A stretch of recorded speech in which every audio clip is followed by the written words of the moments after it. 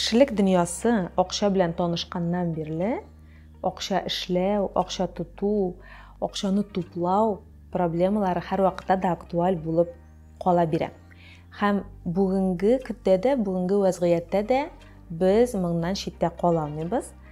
Еш кына миңа ничек күп итеп акча эшләргә, ничек миллионер булырга, ничек билгеле бер финанс нәтиҗәләргә ирешергә дигән сораулар килә.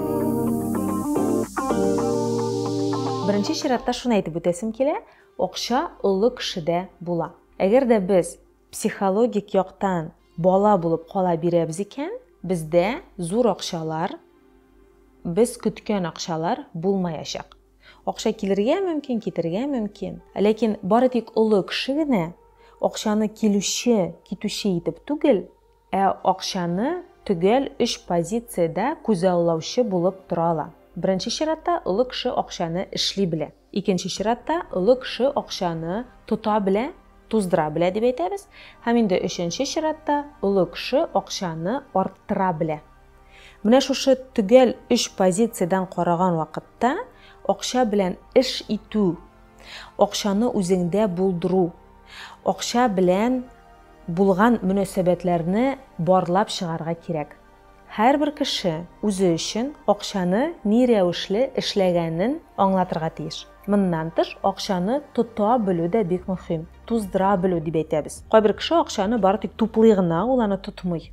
Ләкин билгеле бер вакытта аны акчасы тиз генә чыгып китәргә мөмкин. Кайбер кеше киресенчә туздыра гына, ул аны туплый белми берничек тә. Шуңа күрә монда җайлап кына әкрен генә үзегезнең акча белән булган мөнәсәбәтләрне барлагыз, язып чыксагыз да ярый. Һәм инде өченчесе акчаны арттыра белү. Булган акчаны арттыра белү. Бу шулай ук олы кешенең көченнән килә торган әйбер. Аннары шунда искәртеп үтәсем килә.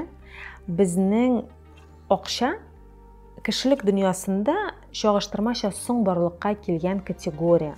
Һәм акча белән эш итү тулысынча диярлек аңлы эш итүгә бәйләнгән. Психиканың аңсыз өлешенә, бессознательный дип әйтәбез, акча кирәк түгел. Безнең психиканың аңсыз өлеше булай да яхшы гына, рәхәт кенә яши. Теләгәнен эшләсәк, аның теләкләрен тормышка ашырсак, аңа барысы да яхшы булачак. Шуңа күрә акча безнең аңлы өлешебезгә генә кирәк, психиканың аңлы өлешебезгә кирәк.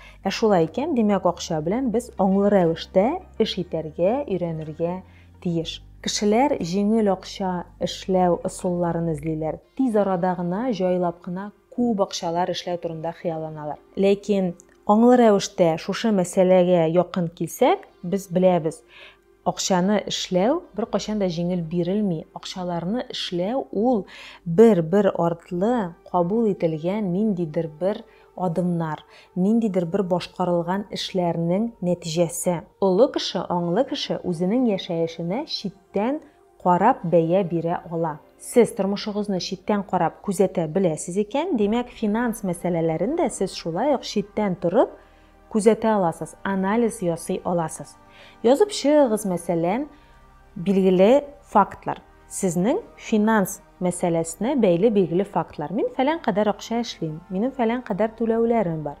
Миңа акча нәрсә өчен кирәк? Мин акчаны кайда тотам? Аны тоту юллары нинди?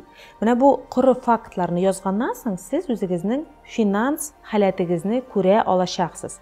Һәм инде бу сезне канәгатьләндерми икән, әлбәттә аны үзгәртергә мөмкин. Ләкин аны үзгәртү әлбәттә сезнең аңлы рәвештә мәсьәләне хәл итүгә якын килүгә бәйләнгән. Шуңа күрә финанс мәсьәләләре алгы планга чыккан вакытта беренче чиратта түгел анализ кирәк.